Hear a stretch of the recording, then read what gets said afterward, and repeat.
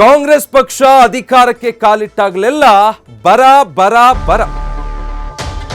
ತಮಿಳುನಾಡಿಗೆ ನೀರು ಬಿಟ್ಟಿದ್ದಕ್ಕೆ ನೀರಿನ ಬರ ಬಂದಿದೆ. ಈಗ ರಾಜ್ಯದಲ್ಲಿ ರಾಜ್ಯ ಸರ್ಕಾರದ ಬಳಿ ಬೋರ್ವೆಲ್ಗಳನ್ನು ಕೊರೆಸೋದಕ್ಕೂ ದುಡ್ಡಿಲ್ಲ. ಹೀಗಂತ ಕಾಂಗ್ರೆಸ್ ವಿರುದ್ಧ ವಿಪಕ್ಷ ನಾಯಕ ಆರ್ ಅಶೋಕ್ ಕಿಡಿಕಾರಿದ್ದಾರೆ. ಉತ್ತರ ಕರ್ನಾಟಕದಲ್ಲಿ ಎಲ್ಲರೂ ಗುಳೆ ಹೋಗ್ತಾ ಇದ್ದಾರೆ. ರಾಜ್ಯ ಕಾಂಗ್ರೆಸ್ ಸರ್ಕಾರದ ಯೋಚನೆಗಳೇ ಸರಿಯಿಲ್ಲ, ಹಾಗಾಗಿ ರಾಜ್ಯದಲ್ಲಿ ಇಂಥ ಬರದ ಪರಿಸ್ಥಿತಿ ತಲೆದೋರಿದೆ ಅಂತ ಕಾಂಗ್ರೆಸ್ ಸರ್ಕಾರದ ವಿರುದ್ಧ ಆರ್ ಅಶೋಕ್ ವಾಗ್ದಾಳಿ ನಡೆಸಿದ್ದಾರೆ.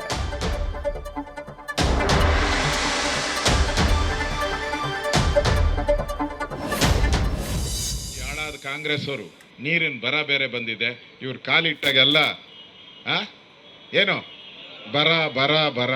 ಹಿಂದೆ ಸಿದ್ದರಾಮಯ್ಯ 5 ವರ್ಷ ಇದ್ರು, 2013, ಅವಾಗೂ ಬರ. ನೀವು ತೆಗೆದು ನೋಡಿ, 4 ವರ್ಷ ಬರ. ಅವಾಗ ಈಗೂ ಬರ. ಕುಡಿಯೋ ನೀರಿಲ್ಲ. ಕುಡಿಯೋ ನೀರು ಯಾಕಿಲ್ಲ?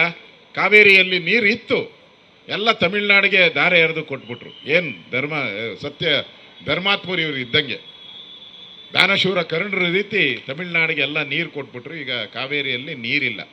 ಕಾಂಗ್ರೆಸ್ ಮಾಡಿದ ತಪ್ಪಿನಿಂದ ಇವತ್ತು ಬೆಂಗಳೂರು ಇರ್ಬೋದು, ಮಂಡ್ಯ ಇರ್ಬೋದು, ಮೈಸೂರು ಇರ್ಬೋದು, ನೀರಿನ ಬವಣೆಯನ್ನು ನಾವು ಅನುಭವಿಸ್ತಾ ಇದ್ದೀರಿ. ಅಂದರೆ ಕಾಂಗ್ರೆಸ್ಸಿನ ತಪ್ಪಿನಿಂದ ಇವತ್ತು ನೀರಿನ ಬವಣೆಯನ್ನು ನಾವು ನೋಡ್ತಾ ಇದ್ದೀರಿ.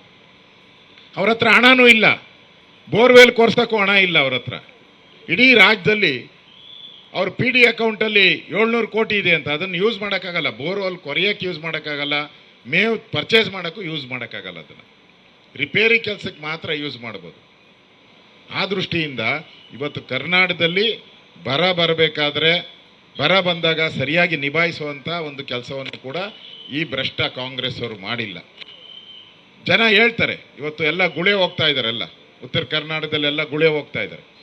ನಾವು 2,000 ಕೊಟ್ಟಿದ್ದೀರಿ ಅಂತ ಹೇಳಿ ಇರುವಂತಾರೆ. ಯಾರು ಇಲ್ಲಿ ಇರ್ತಾ ಇಲ್ಲ. ನಿಮ್ಮ 2,000 ರೂಪಾಯಿ ಏನಕ್ಕಾಗುತ್ತೆ? 2 ದಿನದ ಕೂಲಿ ಅದು. ಜನಕ್ಕೆ ಬೇಕಾಗಿರೋದು ಉದ್ಯೋಗ ಬೇಕು, ನೀರು ಬೇಕು, ಆಹಾರ ಬೇಕು.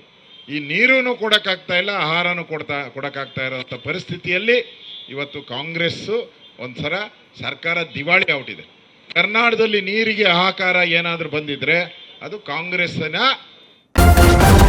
ನ್ಯೂಸ್ ಫಸ್ಟ್ ನಿರ್ಭೀತಿಯಿಂದ ನಿಮ್ಮ ಪರವಾಗಿ.